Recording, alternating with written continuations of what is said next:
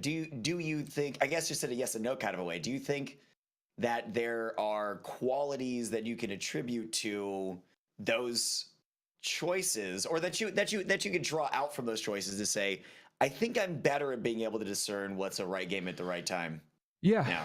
You do? Yeah, I You think think so. so? Absolutely. Okay. Yeah.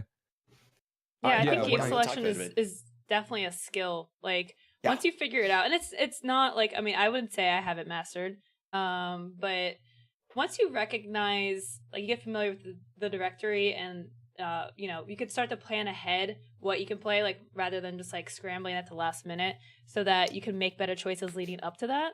Mhm. For example, like with the Metro game that just came out, like I did a full Metro playthrough of the previous ones. I know that by doing that, I'm building an audience that likes Metro, that's gonna watch me play the new one that comes out. And also, like, it's a day that 2 other games came out. Hunter decided to play Anthem instead, right? Yeah. Like that's an example right there. And like Far we Cry just 5 made different New Dawn choices. was an alternative as well, right? But yeah, And I think there was an indie title too, if I'm not mistaken. Crackdown came out, right? Didn't Crackdown come out? It did. I think they all came out on the same day, if not just a couple days apart. And this is why I have 9 launch events in 2 months. This is exactly this stuff. Yeah, so yeah. So yeah, I mean, now our advice, we're gonna try to. There's different rules for different situations. Like, you know, for being a small streamer versus like being a top dog versus mid tier.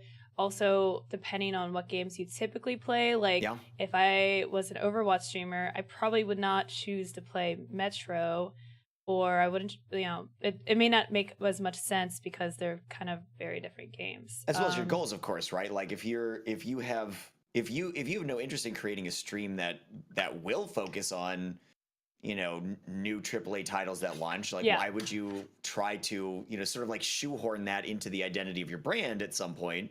If you like the strategy and simulation stuff, like most of my favorite streamers, you're going to be working in a different sort of space, and that becomes a selection that's also part of the brand identity. But I think because like being a true variety streamer is so difficult to just like come out of the gate and do.